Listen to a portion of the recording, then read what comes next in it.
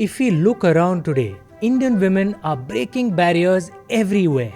8 million women entrepreneurs in India. 40% of STEM graduates in India are women. STEM in education is basically science, tech, engineering, and mathematics. Now you know. 15% of airline pilots are women, the highest in the world. Now, some say that women can't drive, well, they're flying planes now. Some will still say that Indian women doing all this and more today are somehow getting westernized, because we are told that apparently ancient Indian culture and traditions, with women, ghungat, stay at home, keep quiet, and even that most anti-woman tradition, Sati. But is that true? Was ancient India really regressive with women? Are empowered Indian women westernized, or are they in fact truly Indian? Let's find out.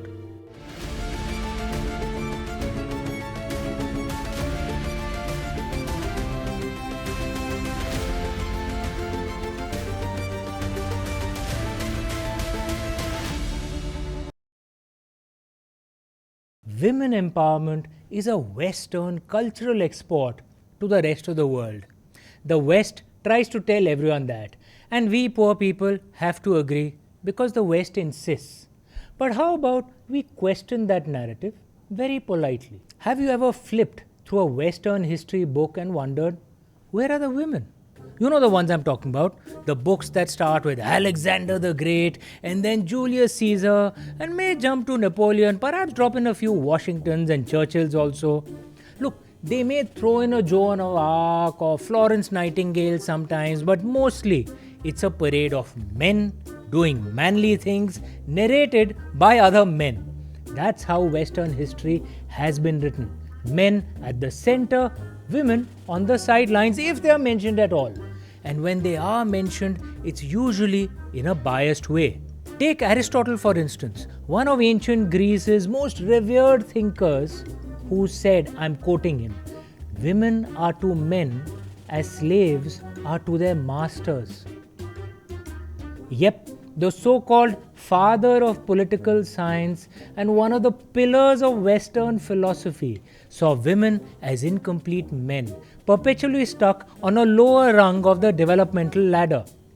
Even the English word hysteria comes from the Greek word for uterus, reflecting the then belief that women's emotions were all over the place due to a wandering womb. I don't even know how to react to that, man. Fast forward to the witch hunts in Europe, where up to 100,000 women were executed or burnt alive as witches from the 15th to the 18th century till relatively recently, with Germany, France and the British Isles having some of the highest numbers. So the West was quite terrible for women till the relatively recent past. And let's not forget that women's political rights in the West are also relatively recent. In the United States, women secured the right to vote only in 1920, not too far back. And 1920 was more than a century after United States men got the right to vote. In India, men and women got the right to vote at exactly the same time. Many other Western nations saw similar struggles for the right to vote well into the 20th century. So, in summary, Western women received their fair rights relatively recently, and pre-modern times were quite difficult for Western women. But here's the twist. In ancient times, the story in India was actually very different. Our history is replete with powerful women. And I'm not just talking about all powerful goddesses in India. All of us know that, obviously. We are the last surviving goddess worshipping culture in the world. Probably among the last surviving. Japan also worships goddesses, I will admit that. But in ancient India, we had women prophets, artists, warriors, diplomats, teachers, scholars, and women rulers who ruled in their own name. Let's take a step back to the Harappan civilization. Picture this, it's a Bronze Age. Bronze Age was basically around 4,000 years ago, okay? It's a Bronze Age and we are in the bustling cities of Rakhigadi, Mohenjo-daro and Harappa. Women weren't just bystanders here. they played central roles. According to Paolo Biaggi's research, clay figurines of women found at Indus-Saraswati Valley sites show us that women held significant prominence in this almost egalitarian society. The influence of women in ancient India wasn't just confined to just divine symbolism. It wasn't just about the goddesses. They were also scholars and prophets. Show me any other culture that had women prophets. The Rig Veda, our most ancient scripture, contains hymns written by women rishis and rishikas like Lopamudra and Gargi. Gargi in particular is celebrated for her deep philosophical questions and debates with the sages of her time. And then there's Ubhaya Bharati, a learned woman who acted as a judge in the famous debate between Adi Shankaracharya and Mandana Mishra, which further emphasizes women's role in shaping intellectual discourse. And let's not forget the women who ruled with wisdom and courage. Prabhavati Gupta, for instance, ruled her powerful Vakatak empire around 1600 years ago, an extraordinary feat in any era. Rudrama Devi led armies into battle, demonstrating that leadership and bravery were not confined by gender. Women like these were not exceptions. They were part of a broader tradition of female rulers and warriors in ancient India. Domingo Paes, a famous Portuguese traveller, testified that some Indian queens directly administered and ruled their lands. He also endorsed that women of that period had expertise in wrestling, blowing trumpets, and handling swords with equal perfection as men. In education too, ancient Indian women left their mark. The ancient university of Vallabhi in Saurashtra, Gujarat, all Gujaratis should be very proud. In fact, all Indians should be very proud of this. The ancient university of Vallabhi in Saurashtra, Gujarat was founded by women, highlighting their role in nurturing knowledge and learning. According to Hyun Sang, a Chinese traveller, Sanghamitra, the daughter of King Ashok, and Rajyashri, the daughter of King Harshavardhan, were famous scholars of their time. And it would be interesting to know that there were quite many remarkable women who rose to power even during the medieval age, what many consider the dark ages for women in India. Despite the challenges of foreign conquest, we all know the Turks and then the British, despite the challenges of foreign conquest and societal decline, some women not only survived but thrived as rulers. Tarabai, the brave Maratha queen Tarabai, resisted Aurangzeb's onslaught and displayed extraordinary bravery. And this wasn't just a Hindu trait. The Bhopal Begums ruled that state for over a century and did not shy away from calling themselves the Nawabs of Bhopal. And we also have Chand Bibi, who defended her fort of Ahmednagar. Meanwhile, Mangamal of South India and Ahilya Bai Holkar of Malwa in Central India were also celebrated for their administrative genius and leadership. Queen Ahilya Bai in particular administered her kingdom Indore exceptionally well to make it among the richest in India, building education systems and charities to help her people. She also built dharmshalas and schools across India. She rebuilt ancient temples that had been destroyed by invaders, most notably being the Kashi Vishwanath Ji temple in Varanasi. My hometown is essentially Varanasi, and for most of us people from Varanasi, Ahilya Bai is treated almost like a goddess actually out there. So the question arises that if the situation for women was so good in ancient India, what happened to lead it to the modern era when clearly the status of Indian women has come down? Some scholars say the foreign invasions that India suffered may have caused this.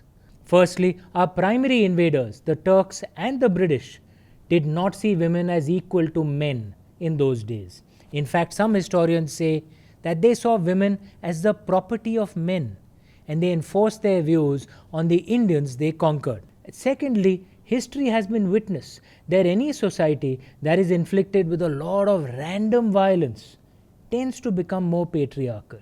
This is true actually. If you think about modern Syrian and Kurdish societies, which at one time gave a lot of rights to their women, the situation is very different now. It is interesting to note that those parts of the Indian subcontinent that suffered the worst violence from invaders also happen to be more patriarchal. Example, northwestern India and Pakistan. Equally, those parts of the Indian subcontinent which suffered the least violence from invaders, like southern India and northeastern India, they tend to be less patriarchal. Have you noticed that? It's a very interesting pattern. You will find matrilineal societies in Kerala and the northeast even today. Matrilineal essentially means that the family line comes down from the mother's side. For example, the Nair community in Kerala. But what about Sati? That is considered a blot on Indian society. Let's speak about that. The British Raj painted it as a widespread and common tradition coming down from ancient Indian scriptures. But really, was it? Let's explore the most obvious source, our epics, the Ramayana and the Mahabharata. That's actually the entry level into our traditional scriptures, right? So let's explore the Ramayana and the Mahabharata. Make a list of the widows in the Ramayana and Mahabharata. Who among them committed Sati? Did Queen Kaushalya? No. Did Queen Kaikeyi or Queen Sumitra? No. Did Mandodari and Queen Tara when their husbands died? No. Okay, let's move to the Mahabharata. How about Queen Satyavati or Kunti? No.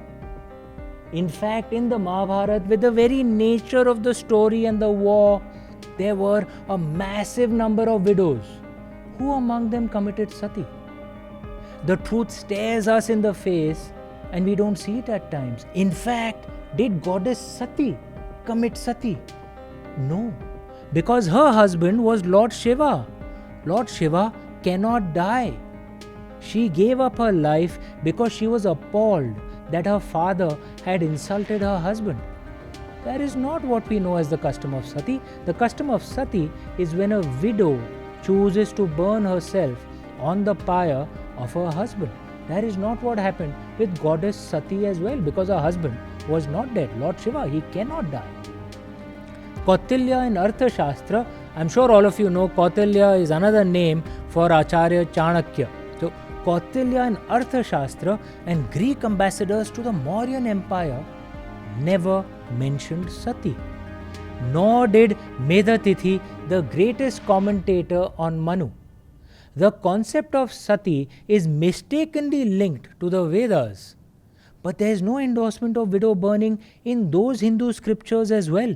This confusion stems from misinterpretations and wrong translations. For instance, a shlok from the Atharva Veda is commonly misread to imply a widow should join her deceased husband in the afterlife, while its accurate interpretation emphasizes her continuation of worldly life. Additionally, the Rig Veda in the 10th Mandal encourages widows to move on from the dead and engage with the living. One interpretation is this obviously supported widow remarriage. Forget about Sati, it actually supported widow remarriage. Historical critiques, notably by Max Mueller, certainly no Hindutva scholar, expose the harmful consequences of these misinterpretations that have led to tragic outcomes. Mueller himself wrote this, I'm quoting him, a passage which was mangled, mistranslated and misapplied. Padma Shri Professor Meenakshi Jain emphasizes that customs like Sati and Johar arose later in the medieval era and primarily as a response to foreign invasions, stating, I'm quoting her, these customs were not intrinsic to Indian culture but were adaptations to preserve honor and identity in oppressive situations. Consider the similar case of Yazidi women today dying by suicide rather than submit to the sex slavery of ISIS terrorists. Professor Jain also writes about how the British, in an attempt to demonize Indians, dramatized the practice of Sati, which had been an exceptional act performed by a minuscule number of Hindu widows over the centuries. This was a quote from Professor Jain, of which the occurrence had been exaggerated in the 19th century by evangelicals and Baptist missionaries eager to Christianize and Anglicize India. By the way, the British also tried to demonize the Jagannath Rath Yatra. They said that apparently Hindu devotees would jump under the chariot wheels of the Rath so that they would get moksha immediately. We all know this is not true. This belief, this propaganda of the British was also the root of the English word juggernaut, which means an unstoppable force which crushes all in front of it. Juggernaut is also used as the name of a villain in an X-Men comic. Okay, imagine, because of these British, they converted our Jagannath ji to a villain in their culture. Juggernaut. Had hai yaar. Anyway, this was a standard British and European tactic to demonize the indigenous people to justify their colonial rule. They did it across the world, in Africa, Central America, many other places. Lekin wo kahani phir kabhi. Having said that, what about the horrific crimes against women these days in India, most recently the one in Kolkata? Such crimes are appalling and unacceptable. How do we stop this? Firstly, the paralyzed criminal justice system in India has to be improved. Regardless of the laws, we can have the strictest laws in the world, but regardless of those strict laws, most criminals in India know that they will probably die a natural death before they are convicted beyond all appeals by our snail-paced court system. Criminals have to be meted out swift justice to instill fear in them. Fear against committing such horrific crimes. Secondly, the issue is cultural. Let's admit that. There are some cultures where rape was justified. For example, rapes of non-believers or women of conquered populations. But ancient Indian culture never justified in any way such heinous crimes. For example, the curse on Ravan for his attempted rape of Rambha. Now, the story goes that Ravan, who we all know, the villain, he either attempted to rape Rambha or did actually rape Rambha. She was an Apsara, and apparently he had told her that you're an Apsara, you don't have a husband, you can be footloose and fancy free. So what's the problem? And because Ravan committed or attempted to commit that crime, he was cursed. He was told that if he ever touched a woman for the rest of his life without that woman's consent, he would die immediately, his head would burst. This was the attitude of ancient Indian culture to this heinous crime of rape. We need to revive our ancient Indian culture, that Indian culture that respected women, that saw crimes of rape as unacceptable. And Indian men need to learn to follow the ancient Indian traditions. In summary, seeing men and women as equal is not westernization, but in fact being truly Indian. We had a decline in the status of women for a few centuries, a result of the oppression of those foreigners who invaded us, the random violence our entire society suffered, and general decline in our societal standards. The fault was of others, but we must acknowledge the fault was ours as well. But after centuries of foreign rule, we have been free for over 7 decades now. And you can see our historical and ancient way of life reviving again. Maybe the revival should be faster, but it is happening. This revival is particularly important with regard to women being powerful and active members of our society. Remember, our ancient scriptures say that the gods abandon the land where women are not respected. Prayers do not go to God in the land where women are not respected. This is what our ancient scriptures say. We still have a long way to go to revive that ancient culture, but the journey has begun. Let's be truly Indian. Let's celebrate Shi Shakti. And now, if you have any examples of the celebration of Shi Shakti, of women power, comment below. So this was the Immortal India podcast with me, Amish. If you enjoyed this episode, like and share it, please. And if you want to receive the notification for the next episode, click subscribe, please. Thank you. This podcast is supported by the Dilip Piramal Foundation. The Dilip Piramal Foundation is an initiative by renowned industrialist Dilip Piramal to support dharmic causes across India and the world.